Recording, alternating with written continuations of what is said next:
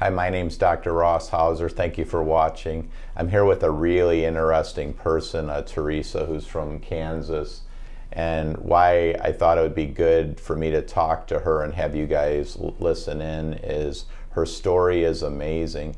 There's people, and you're a good example of it, that literally have had something for their whole life and not realizing that there is a structural cause. So I'm going to just talk a little bit about a thing called paroxysmal sympathetic storming, because that's not a term that I've done a video on, I don't think. I've done videos on dystonic storms and patients who've had dystonic storms we've helped with prolotherapy and curve correction. But I'm just going to read, this is just a case report from one of the journals, and it says, paroxysmal sympathetic storming, also known as paroxysmal autonomic instability with dystonia and diencephalic seizures, has been identified as the presence of tachycardia, hypertension, tachypnea, which is shortness of breath, hyperthermia, which is feeling really, really hot, dystonia, where the neck might go or the body might go in certain posturing or positions, and in different people it happens. It can happen continuously, it can happen intermittent. And why don't you just start out with your story of when you were a child and you had different kind of seizures, and and then just talk about coming here and what's been the result of coming here and getting your curve better and receiving. I think you've had 4 sessions of prolotherapy. Correct. Well, as a child, I always had extreme stomach pain, and I had several episodes of grand mal seizures where I passed out and couldn't breathe and turned purple, and I've always had these moments where I just didn't feel correct inside. It was like a seizure inside. And it wasn't until I saw your video that I realized what was happening. It looked like a dystonic storm, but happening internally. And I had a super healthy lifestyle, and through all of that, I think I was able to extend the longevity of this and keep this from turning into full-blown gastroparesis. And but I'm 50 now, and all of a sudden I hit a brick wall and I became so violently ill, and out of nowhere I had all of this range of problems, a tumor on my thyroid, a tumor on my pituitary gland. All of these things just hit me out of nowhere, and only by the grace of God was I able to find your clinic, because this truly, with God leading you, has saved my life. There's going to be a lot of people watching that have really severe symptoms. So if you wouldn't mind just going into some of the symptoms and the severity and how it affected your life. Let's see, it was over a year ago, and my decline was getting worse and worse, and I got to the point where I actually had to take an entire semester off work. I worked for a school district, and I absolutely could not work. I couldn't breathe, I couldn't move, I couldn't do anything. And then it was December, and I was going to have to return to work again, and I just completely lost it. The depression had taken over, and I was absolutely suicidal. And I got to tell you, Doc, it's a pretty difficult thing when you realize that you just told your husband with stage 4 cancer that you want to commit suicide, and that you don't only have just one plan, but you have multiple plans. And if you don't find help now, you just can't go on anymore. And I never knew that these bouts of depression that I suffered as a child, overwhelming sadness, and then it would go away, and I kept it at bay through the years. But there was no denying the wall that I hit. And there was a reason when you went through the vagus nerve, and it was this checklist of my entire life check, check, check. And I thought, this is it. This is what it's always been. And I remember you saying, what if all of these things come from one source? And my entire life, everything has turned around. My balance is better. I was at the airport yesterday walking on the little thing that moves, and I kept turning back to my friend and I said, look, I'm walking while it's moving and I'm not holding on and I'm not falling down. I'm not scared. I'm good. And I got off the plane and I grabbed my journal and I wrote all these things down, that all these positive affirmations, all these things I was talking to God about on the plane, and I did not have that. Apparently I was a little bit scary when I first came for my first appointment. Danielle was beautiful and wonderful, but it was a little scary for her because I was so deeply, severely depressed. And you guys have helped me save my life, truly. And I think we had talked before that, even when you came down here, didn't you have like one of these autonomic instability storms, even on the airplane? Right. Like, what happened? The first trip down here, I began with nausea, then I ended up with a migraine, and I couldn't verbalize it to anyone. So everyone was getting off the plane and I just sat there and I couldn't speak. Tears ran down my eyes, and my friend didn't know what to do because I couldn't answer.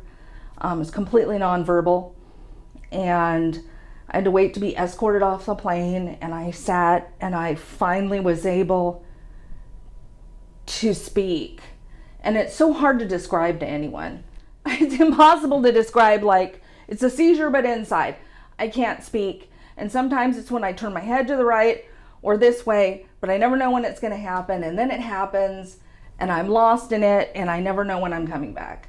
Yes, ma'am. Yeah. But there was a reason, and you taught me, like, there's all this education and there's this beautiful reason with the human body that you just need your stability back. Yeah.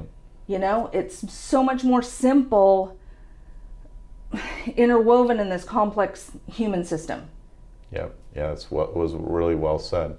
Now, it's hard for people to understand, like, when the brain doesn't function right. And when we first tested you, you had your optic nerve sheath diameters were very high. So, that's one of the signs or studies that we do in the office here to document intracranial hypertension. So, and then you're a counselor. I work with special education kids. You do. So you're one of their teachers, special for the last 20 years.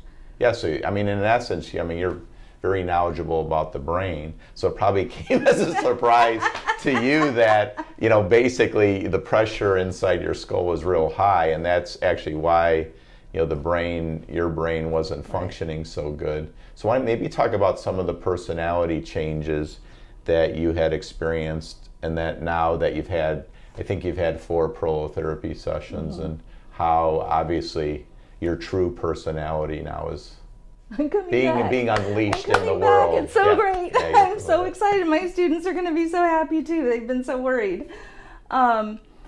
So many personality changes because it rains.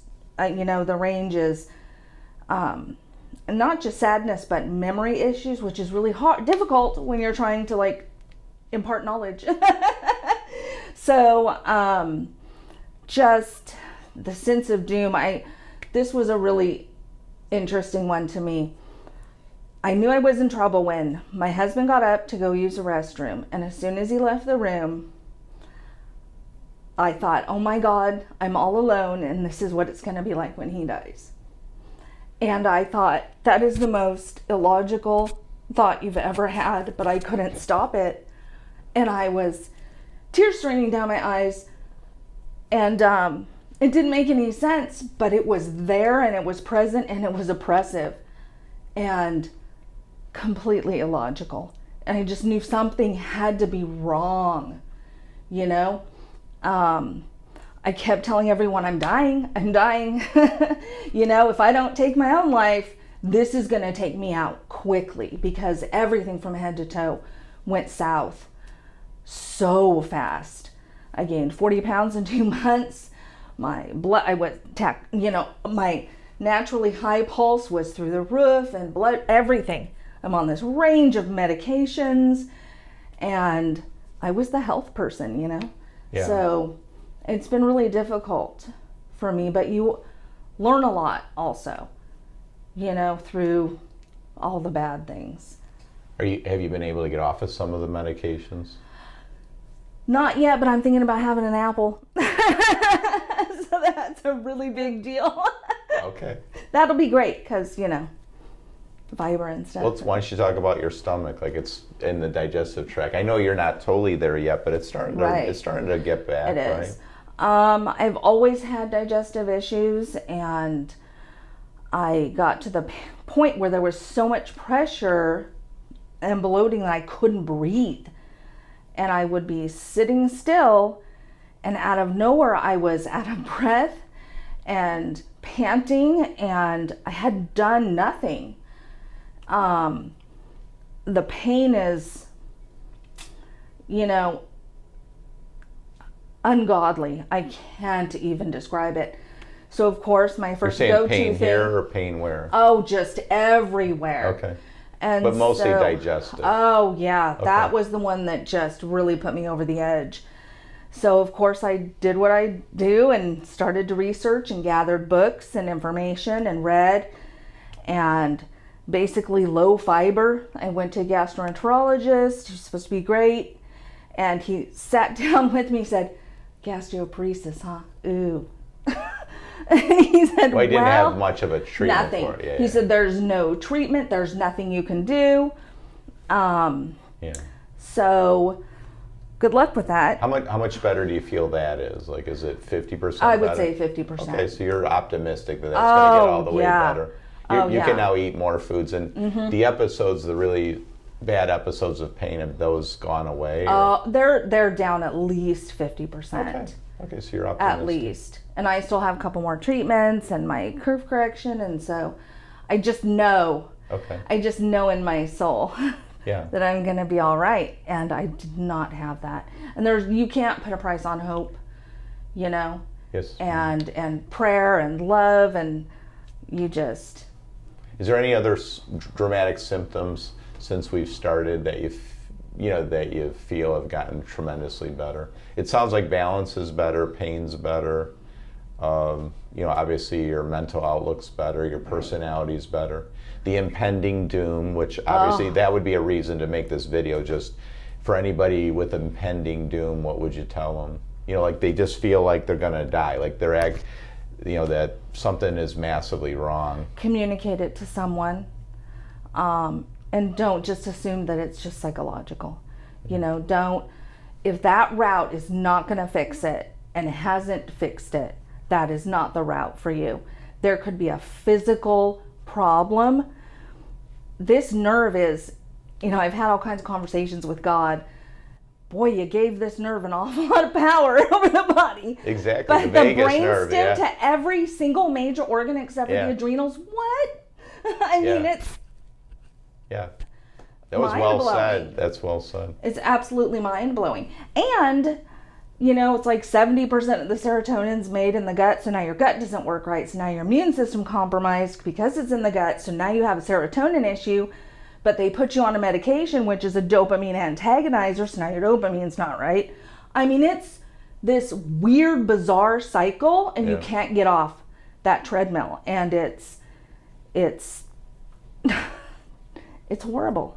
It's absolutely horrible. I was just thinking of something, and this may be not appropriate, but just, because, you have a strong faith, right? That's obviously important Absolutely. to you. And, you believe in the Holy Spirit, that God gives you the Holy Spirit. Yeah. No, but if you think about it from a Christian point of view, the Holy Spirit is, God's Spirit, Holy Spirit inside of a person that convinces the person of truth. Like, it's the sensor. It's like having God's sensor in your body. It is. And not only does the Holy Spirit do that, but it also is an effector. Like, it's supposed to help you live a righteous, holy life. Well, think about it. What's the best analogy in the human body to the Holy Spirit? You would say it's the vagus nerves. There's 2 vagus nerves, as we all know, one on this side, one on that side. Goes from the brain stem to the innermost parts of a person, just like the Holy Spirit. And the vagus nerves is the sensors for the brain. Like, in other words, what tells the brain, did you have enough food? Did you not have enough food? Is the body under stress, or is the body very, very safe? Like, that would be the vagus nerve.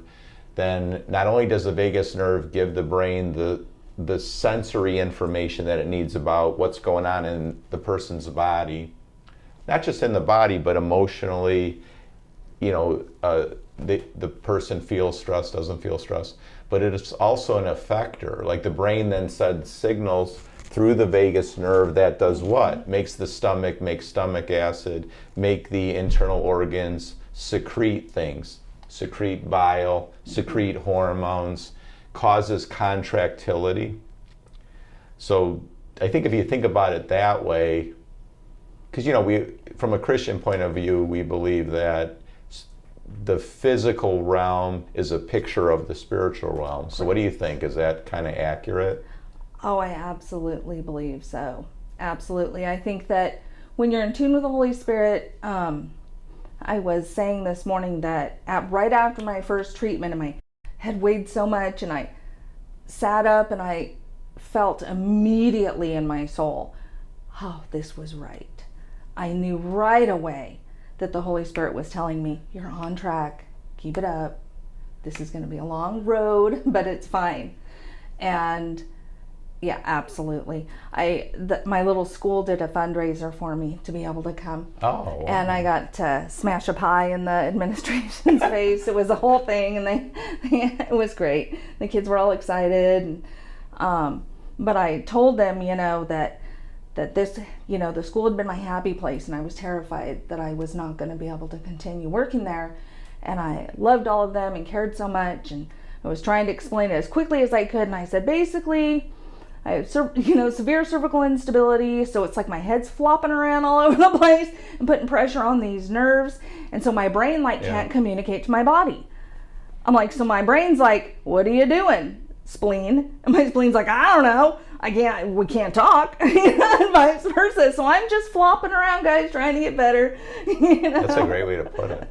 I should say that, every so often we retest you, so when we retested you, that the optic nerve sheath diameters are going down, so you're obviously the brain pressure is going down. That was a really big deal for me, because I'm a caregiver for my husband, and I really do, now that I can think clearly again, I need to be there for him. And I was scared when you guys told me, that because it's right there where you have a stroke, and that my numbers were high, and that's a whole different level of. But it's good that we found something. I mean, it's so great because it's down. In one sense, we figured out what was wrong. So the bad news is there's something wrong, but the good news is we can do something about it. And then, not to get too personal, but how is he doing? Oh, he's doing well. He was stage 4 before it came back this last time, and the Holy Spirit, God's just all over that. I mean, he's been around it's been like 7 years. So, yeah, he was actually the one that found you guys. Okay. So, how cool is that?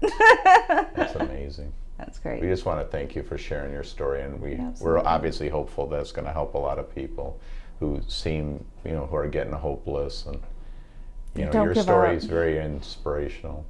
Thanks. Thank you so much. So you ready for your next treatment? Yeah, baby, let's do it.